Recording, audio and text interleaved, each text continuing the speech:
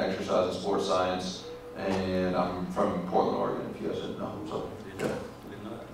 I'm hoping if David gets picked up by an NFL team, I'll get some free gear. I appreciate that. David, tell us your story. When did you start following Christ?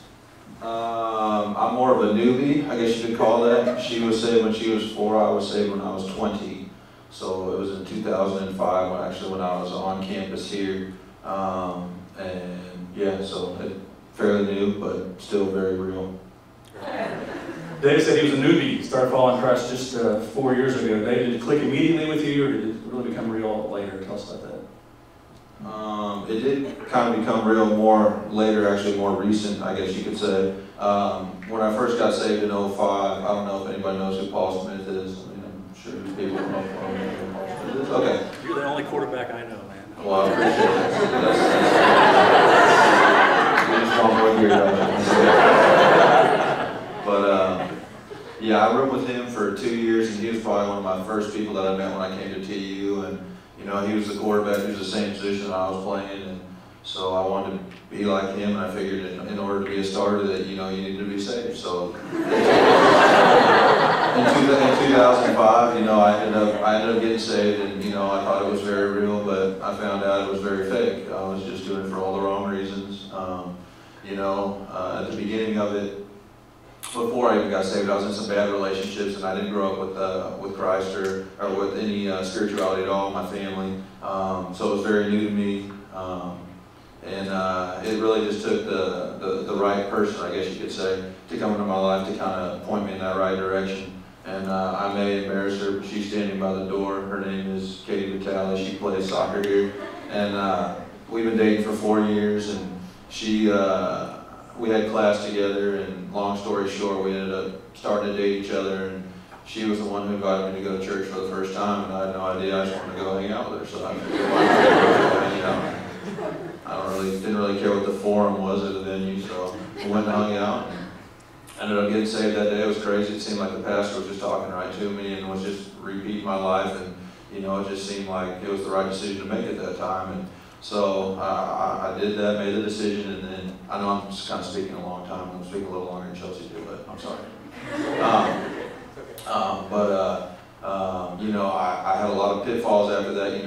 Usually you go through your highs, and well, this is usually when you make it for the right choices, but I was making it for the wrong choices. Remember, so I was going through a lot of valleys.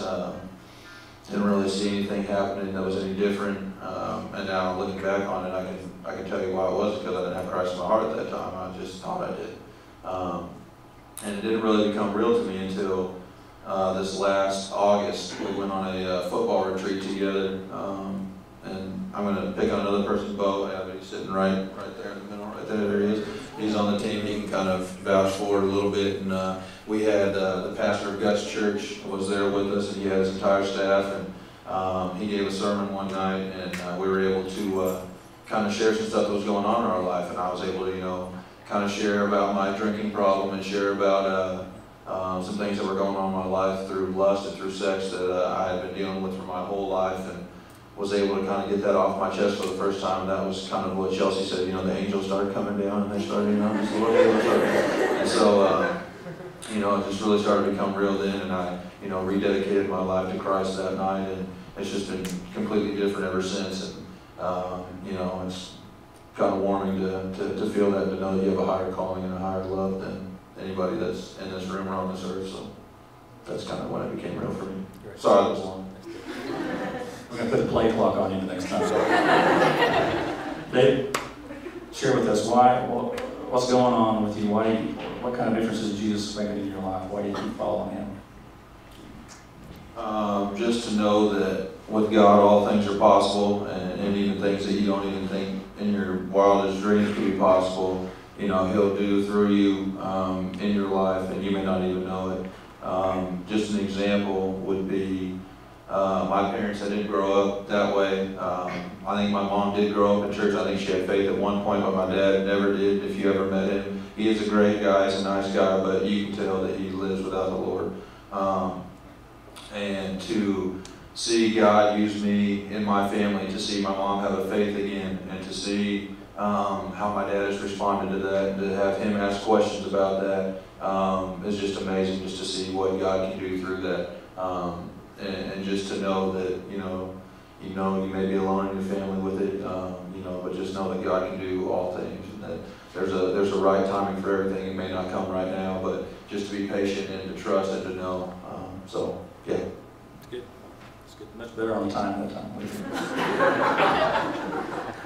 Dave, last word. What do you say to him? Just to know, even if you are struggling right now, you're going through something, and, you know, maybe you're the only one that knows it, maybe your friends know it, maybe, you know, you got something going on, just to stick it out, just to stay through it, just to know that somebody upstairs is there for you. You know, if you need to go to him and get on your knees, if you need to get right with him, he's always there for you, no matter what you're going through. And don't get discouraged by it, but, you know, just seek him out, seek his love, and seek him first. And, you know, that's a great feeling, and it's a great faith to have, and it's just it's an awesome thing. I'm speechless. Sorry, I don't have a whole lot else to say, so that's it.